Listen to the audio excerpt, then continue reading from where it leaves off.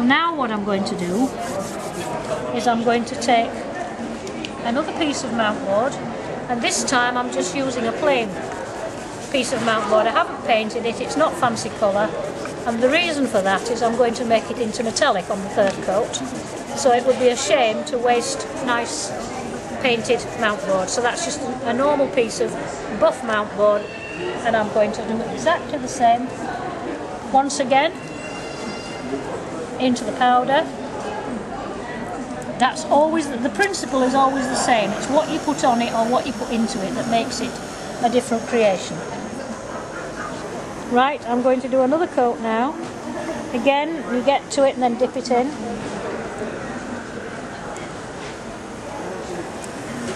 And melt it. It's not very glamorous because it just is a piece of buff mount board. But I'm going to change that, because I'm now going to dip it onto the third layer. I'm going to dip it into the gold triple embossing powder, or the thick, or the UT. And then I'm just going to melt that one now, and now can you see how it's turned into like molten gold? You don't need to do 3 coats of the gold, because you can just do 2 of clear and then 1 of gold. You just do that. Now you could actually leave that. You could just stick buttons onto it or anything that you wanted, but in this particular case I'm going to use the same stamp, and I'm just going to stamp into it. And the effect with different metallics and with different stamps will be totally different each time. Now what we've got there is, what we have there is, it looks like molten gold, and that is stunning effect. And if you want to put a hole in, you know, put a hole in and put an eyelet in, you can do it.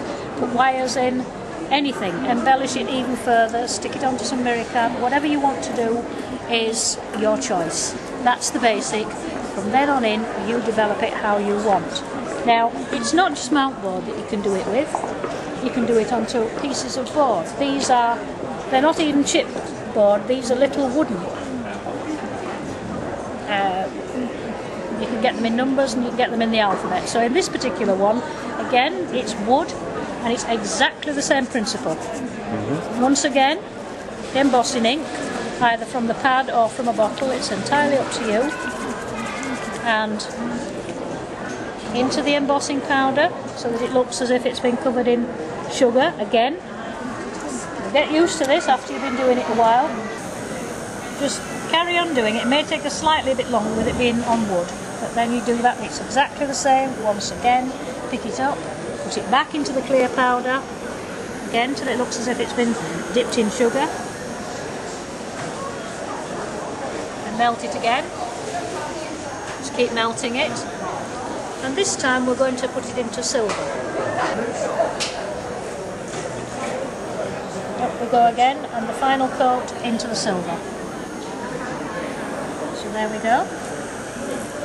And now, and I will do exactly the same. You could leave it as a smooth surface. It's entirely up to you. Of course, you can use this with, you could sprinkle coloured embossing powder on afterwards. You could paint them first. You could paint the figures and the numbers in whatever colour you wanted, and then do it with clear. But in this particular case, that looks quite stunning if you leave it plain. But once again, because I just happen to be using this stamp, I'm going to stamp into it. And it's lifted it to something else. Now, these actually look stunning on scrapbooks or on cards. You could again put a little hole in and hang it. You could use the big numbers, and then you could put smaller peel-offs, you know, for whatever you wanted. The choice again is up to you. There are no rules other than you've got to emboss it the correct way.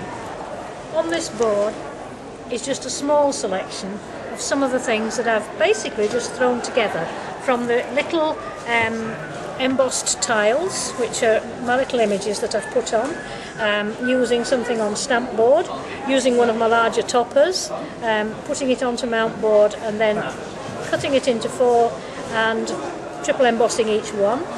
This is a technique using, I have painted and then painted the mount board, and then I've stamped onto it with the StazOn and then triple embossed it.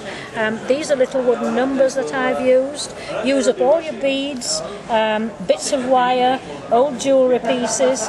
Then you can use the silver embossing on top of the clear, and you can stamp into it.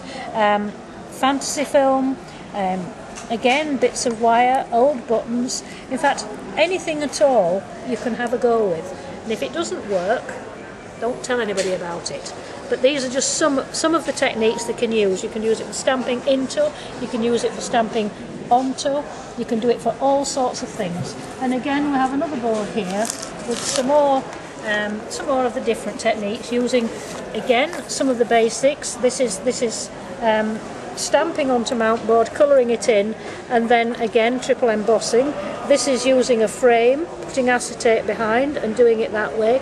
This is using one of the toppers, one of my self-adhesive toppers, again putting it onto mount board, cutting it into 4 sections, triple emboss each one, and then put it back together, and you get a sort of a Victorian tile effect. This is one that I'm particularly happy with. Again, I took one of my toppers, which has the pictures of the ladies in, then I took another of the toppers, put it onto a piece of mount board, put it through the Big Shot or any die cutting machine, triple embossed each piece of the jigsaw puzzle, and then popped it back on, so it's a sort of a decoupage with a difference. This is an image where I put a stamp on the whole of the mount board with StazOn, and then I cut one of my decoupage images out and stuck it on top of the stamp, and then again I cut it into 4 and triple embossed.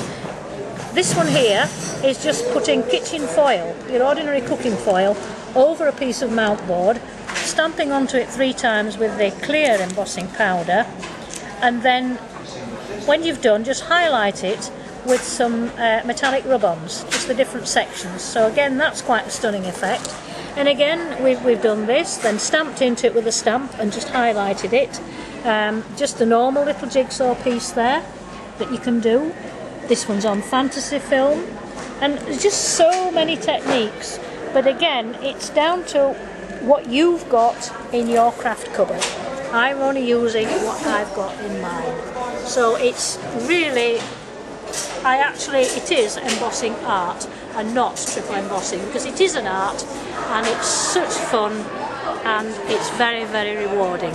And one of the nicest things is when you put something like this onto a card and your friends turn around and say, "Oh, that's nice, where did you buy that?" You can actually turn around, hand on heart, and say, "Well, actually, I made it." And that is worth an awful lot, because you certainly get a great deal of respect. You know, it's not something that you have bought, taken it out of a packet and stuck it onto a card. It's something that you have created with your own imagination. So it's fun, it's not expensive, and it's very, very, very rewarding.